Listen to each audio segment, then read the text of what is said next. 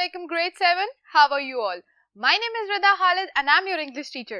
जैसा कि आप सब जानते हैं कि हम रोज मिलकर ऑक्सफोर्ड प्रोग्रेसिव इंग्लिश बुक को स्टडी करते हैं। हम उस बुक के यूनिट नंबर 6 को डिस्कस कर रहे हैं। तो आइए आज के लेसन को स्टार्ट करते हैं और मैं आपको बताऊंगी कि आज हम क्या पढ़ने वाले हैं और आज ऐसा क्या नया है जो हम सीखने वाले हैं। ग्रेड 7 हम बात कर रहे हैं यूनिट नंबर 6 की और यूनिट नंबर 6 में हम फोक टेल्स फ्रॉम रशिया इसका टॉपिक है और फोक टेल्स को हम डिस्कस कर चुके हैं। हम स्टार्ट कर चुके हैं कि फोक टेल्स कहां से आती हैं और किस तरह वो generation to generation pass on होकर किस तरह की चेंजेस और तब्दीलियां अपने अंदर लाती हैं और उनको हम किस तरह केटर कर सकते हैं, किस तरह अंडरस्टैंड कर सकते हैं। ठीक है, इससे रिलेटेड हमने कुछ लेसन्स तो पढ़ लिए। आज हम डिस्कस करने वाले हैं वोकैबुलरी का एक पार्ट जिसको कहते हैं एक्सप्रेशंस। यहाँ मैंने लिखा है, अब एक्सप्रेशंस दो तरह के होते हैं। आपके ज़हन में दो तरह के एक्सप्रेशंस आएंगे। एक आप कहते हैं फेशियल एक्सप्रेशंस, जो आप फेस के एक्सप्रेशंस बनाते हैं जब आप इमोशंस को जाहिर कर रहे होते हैं, सैड, हैप्पी। एक तो ये एक्सप्रेशंस हो गए। एक एक्सप्रेशंस होते हैं बच्चों रिटन। ठीक है, अब मैं आपको डिस्टिंक्टिफाई करके बता रही हूँ कि एक्सप्रेशंस कितनी किस्म के होते हैं। एक तो एक्सप्रेशन हो गए रिटन, ठीक है, जिसमें हम कहते हैं सेंटेंसेस के थ्रू हम अपने एक्सप्रेशंस को जाहिर करते हैं। ठीक है, एक एक्सप्रेशंस हो गए जुबानी यानी वर्बल, बोल के बताना या फेशियल एक्सप्रेशन से समझाना। ठीक है, तो वर्बल और नॉन वर्बल एक्सप्रेशंस या कम्युनिकेशन के बारे में फिर किसी दिन लंबी डिस्कशन करेंगे। आज हम सिर्फ बात करने वाले हैं रिटन एक्सप्रेशंस की। अब रिटन एक्सप्रेशंस क्या होते हैं उसके बारे में यहाँ मैंने कुछ इन्फॉर्मेशन लिखी है। कुछ इन्फॉर्मेशन आपकी बुक के पेज नंबर 157 और 158 पे दी गई है। कुछ इन्फॉर्मेशन यहाँ पे जो ये ब्लू डेफिनेशन है ये आपकी बुक में नहीं है, ये मैंने खुद से लिखी है। मैं चाहती हूँ कि मैं अपने स्टूडेंट्स को थोरोली समझाऊं कि एक्सप्रेशंस क्या होते हैं। तो आइए स्टार्ट करते हैं। What is an expression? This question might come into our minds कि अच्छा जी एक्सप्रेशंस क्या होते हैं। So expressions can be a word, phrase और a form of words used to explain or express the feelings of writer in a text. Again, हमने बात की थी कि सेंटेंस में या टेक्स्ट के अंदर सब्जेक्ट, वर्ब, नाउन, ऑब्जेक्ट, इस तरह के वर्ड्स आ गए, ऑक्सिलरी वर्ब्स आ गए। ठीक है, लेकिन कुछ ऐसी बातें होती हैं, हमने जैसे पढ़ा था, मैं यहाँ रिलेट करूंगी रिलेटिव प्रोनाउंस को। रिलेटिव प्रोनाउंस हमें क्या बता रही थी? कुछ ऐसा एक फ्रेज या क्लॉज था जो हमें क्या बता रहा था, मेन सेंटेंस के अंदर प्रोनाउन की मजीद वैल्यू को बढ़ा रहा था, मजीद उसके बारे में एक्सप्लेनेशन और डिस्क्रिप्शन दे रहा था। ठीक है, सो इसी तरह के जो वर्ड्स होते हैं उनको हम क्या कहते हैं? एक्सप्रेशंस। अब आप देखें कि जो हमारा वो क्लॉज था, रिलेटिव क्लॉज था, वो तो एक रिलेटिव क्लॉज था ना, हमें उसका रिलेशन मेन सेंटेंस से समझ आ गया। लेकिन अब यहाँ आप देखेंगे जो एक्सप्रेशन होता है वो क्या होता है कि अब जब राइटर या ऑथर कुछ ऐसी बात करना चाह रहा है जिसको वो फेशियल एक्सप्रेशन से तो बयान नहीं कर सकता, लेकिन वो क्या कर सकता है, वो रिटन एक्सप्रेशंस में लिख सकता है। तो ऐसा फ्रेज या ऐसा एक वर्ड या फॉर्म ऑफ वर्ड्स होगी जिससे हमें क्या पता चलेगा, फीलिंग्स या इमोशंस या एक्सप्रेशंस को। ठीक है, इसकी बहुत सारी टाइप्स होती हैं, लेकिन जो टाइप हम इस यूनिट 6 में पढ़ेंगे वो होगी विद ब्रिजेस। ब्रिज यानी पुल, एक चीज का दूसरी चीज के साथ कनेक्शन, पुल, ब्रिज। ठीक है, हम उससे रिलेटेड कितने भी एक्सप्रेशंस बने हैं उनके बारे में बात करेंगे। एक और बात मैं आपको बताती चलूं, अगर अभी तक आपको एक्सप्रेशन की डेफिनेशन का समझ में नहीं आया तो एक बात आप याद रखें, एक बात तो आपने सुनी होगी, कहावत। कहावत का वर्ड सुना है ना आपने? एग्जैक्टली, इंग्लिश में उसी कहावत के लफ्ज को एक्सप्रेशंस कहा जाता है। ठीक है, अब समझ में आ गया? परफेक्ट। आज के लेसन को बच्चों बाकायदा स्टार्ट करते हैं। जो टॉपिक आपकी बुक में दिया गया है वहां से, they have separate meanings. Expression के अपने मीनिंग्स भी होते हैं। एक तो कहावत का मीनिंग तो जो लिखा हुआ है वो समझ में आ जाएगी, एक उसको जब हम सेंटेंस के अंदर या टेक्स्ट के अंदर लिखेंगे तब वो क्या मीनिंग दे रहा है, कॉन्टेक्सचुअल मीनिंग क्या है। तो दो तरह के मीनिंग्स होते हैं, उनके अपने मीनिंग भी होते हैं और कॉन्टेक्सचुअल मीनिंग भी होते हैं। हमने इस बारे में बात की थी। Many English expressions and words are connected with the bridges.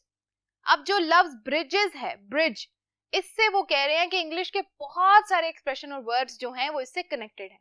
ठीक है, match the following expressions with their explanation. अब यहाँ पर एक साइड पर एक्सप्लेनेशन दी गई है, एक साइड पे मीनिंग्स दिए गए हैं। बच्चों आपकी बुक में एक ब्लॉक बना है जिसमें सिर्फ एक्सप्रेशंस लिखे हैं, उसके नीचे एक येलो बॉक्स बना है जिसके अंदर मीनिंग्स लिखे हैं यानी एक्सप्लेनेशंस लिखी हुई हैं। एक्सप्रेशंस के साथ नंबर 1, 2, 3, 4, 5, 6 लिखा गया है और एक्सप्लेनेशन के साथ ABCDEFGH लिखा गया है। अब आपने याद रखना है कि आपने क्या इंस्ट्रक्शन है, match the following expressions with their explanation. मैंने इसको इस तरह किया है, एक साइड पे एक्सप्रेशंस लिखे हैं, एक साइड पे उसके मीनिंग्स यानी एक्सप्लेनेशंस लिखी हैं, ठीक है। आपने अपनी बुक में उसको मैच करना है।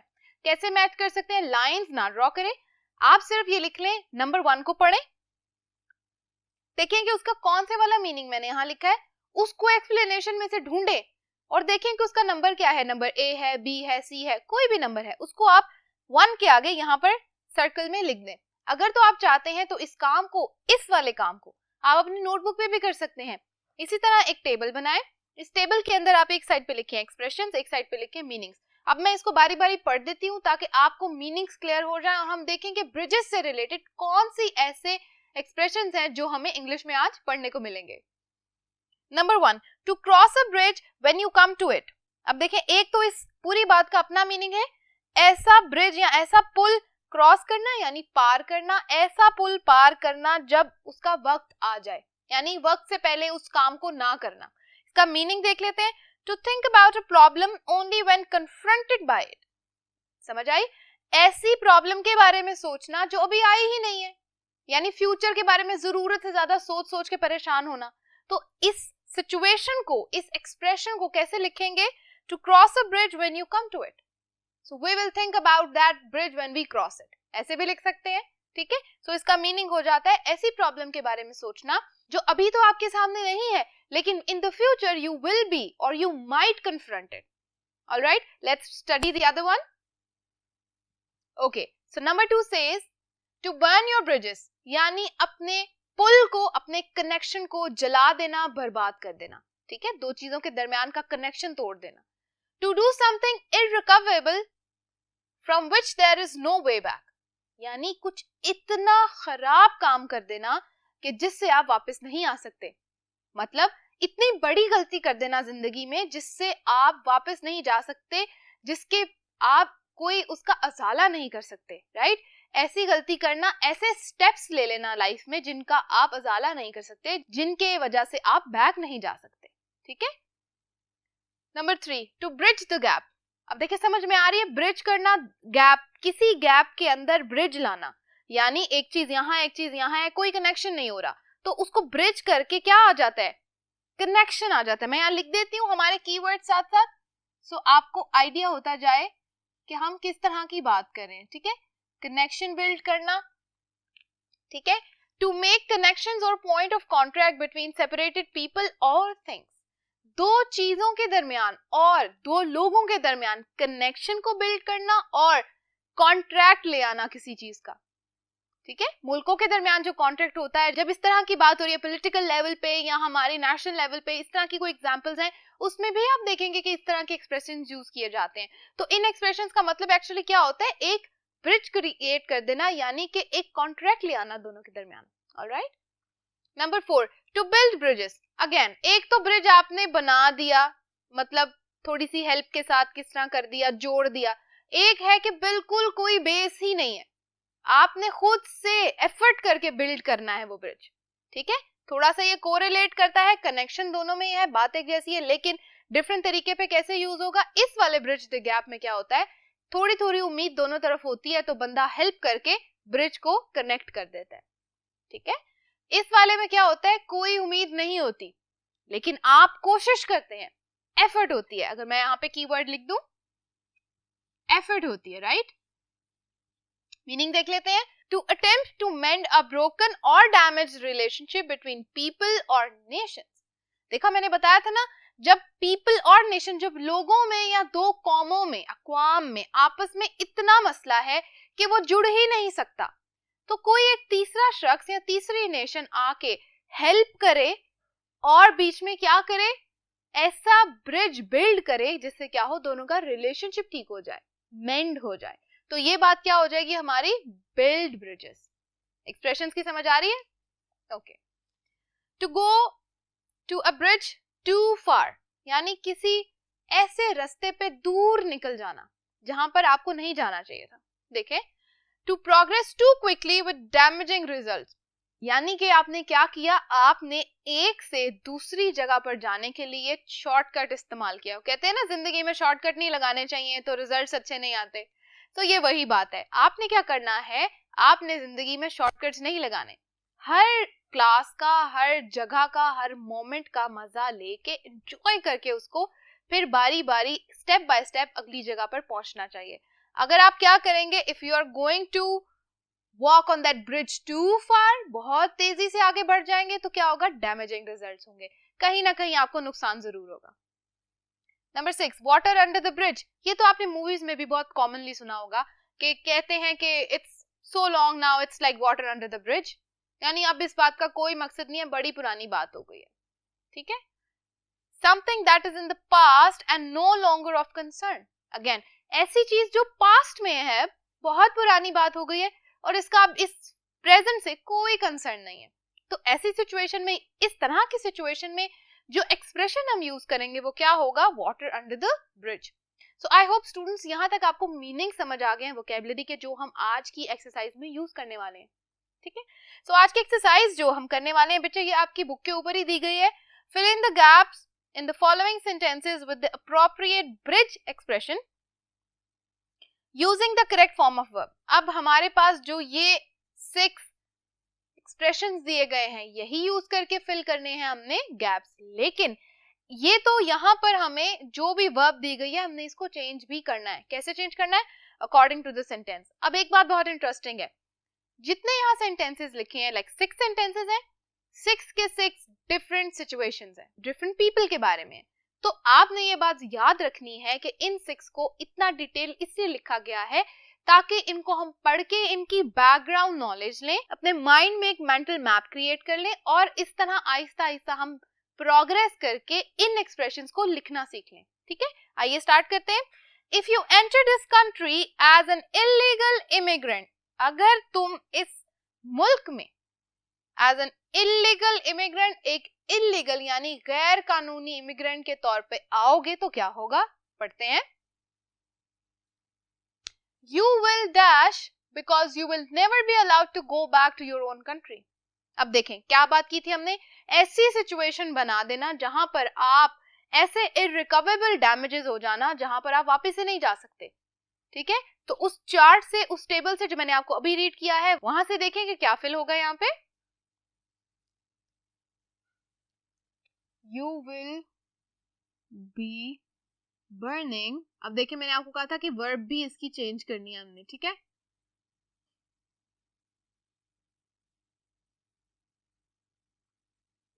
you will be burning your bridges because you will never be allowed to go back to your own country. Okay, number 2, it's no use of worrying about what happens if the business fails. Will dash। अभी इस चीज के बारे में सोचने की कोई जरूरत नहीं है कि बाद में क्या होगा, बिजनेस शुरू करने के बाद क्या होगा। तो क्या लिखेंगे यहाँ पे, we will cross that bridge when come to it। ठीक है, यानी वक्त से पहले हमने क्या नहीं करना, इस बारे में नहीं सोचना, उस ब्रिज के बारे में नहीं सोचना जिस पर हम तो अभी चढ़े ही नहीं है। Alright, my grandfather thinks that there is an enormous difference between the ways in which old and young people behave these days। मेरे ग्रैंडफादर ये सोचते हैं कि आज के दौर में ओल्ड मैन यानी कि बुजुर्ग लोग और यंग पीपल यानी कि जवान लोग, इन दोनों के बिहेवियर में बहुत डिफरेंस है, इनॉर्मस डिफरेंस है, बहुत ज्यादा। क्या आप इस बात से एग्री करते हैं? Okay, that they will never dash. अब क्या होगा, अब ग्रैंडफादर क्या सोच रहे हैं कि वो इतना डिफरेंस है, वो डिफरेंस को क्या नहीं कर पाएंगे, किस तरह ब्रिज नहीं कर पाएंगे। Let's write, they will never be able to bridge the gap। ठीक है, Number 4, I know he wanted to expand his business, but it was foolish to borrow money to buy that second shop. Now that he is in debt, he realizes that buying the second shop was dash। अब देखें, situation को समझे क्या कह रहा है author हमारा? I know he wanted to expand his business. मैं जानता हूं कि वो अपना बिजनेस एक्सपैंड करना चाहता था, लेकिन उस दूसरी शॉप को खरीदने के लिए किसी से उधार लेके वो काम करना, तो अब क्या हो गया? ये किस तरह का ब्रिज आ गया? Exactly. Buying the second shop was going to a bridge too far. Okay? Okay. Number 5. It has been 5 years since Anoop has spoken to his father following their serious argument. Anoop thinks it is time dash. अब देखें, अनूप की उसके father से एक बहुत बड़ी argument हो गई थी, उसके बाद now he thinks that it has been so long he hasn't spoken to his father. उसने अपने फादर से बहुत टाइम से बात नहीं की. So what is he thinking? And he has arranged to visit his father next month. अब वो क्या कर रहा है? He's trying to build that bridge so that he can meet his father after so long, after that big fight. Okay? It's time to build the bridge. Okay? All right. It's time to build the bridge, and he has arranged to visit his father next month. All right? Let's read the last one. Okay. Everyone was extremely sad and hurt when John left the family and went off to Australia without telling anyone. But that was 15 years ago, and now he has his own family. So it's all dash. अब देखें, situation क्या है? Everyone was very sad and happy when John left the family. जब John साहब इस family को छोड़ के चले गए थे, वो तो बहुत पुरानी बात थी. It was like almost 15 years ago, right? So अब क्या है जी? अब it has been so long, after 15 years, he is married now and he has his own family. उसकी अपनी फैमिली है, तो अब क्या हो जाएगा? वो बात बहुत पुरानी हो गई, तो अब क्या कहेंगे? It is all water under the bridge. Exactly. It is all water under the bridge. ठीक है? All right. Students, we have completed successfully these 6 sentences. अब हमने क्या बात करनी है? हमने बात करनी है इस बारे में कि हमने क्या पढ़ा. एक छोटी सी रिवीजन कर लेते हैं. हमने सीखा कि एक्सप्रेशंस कितनी किस्म के होते हैं. एक्सप्रेशंस को लिखते हुए किस तरह वर्ब के साथ चेंज करके हमने सेंटेंस में लिखना है, सिचुएशन में उसको कैसे फिल अप करना है, और आज हमने सीखे वोकैबुलरी के अंदर एक्सप्रेशन के proper meanings. Students, that's all for today. मिलते हैं अगले लेसन में. If you think you want to rewatch this whole video, you can go and rewind the video and you can watch it again. ठीक है? Thank you so much for being with me and learning today. कल हम बात करेंगे एक और मजेदार topic के बारे में. Thank you for watching. Allah Hafiz.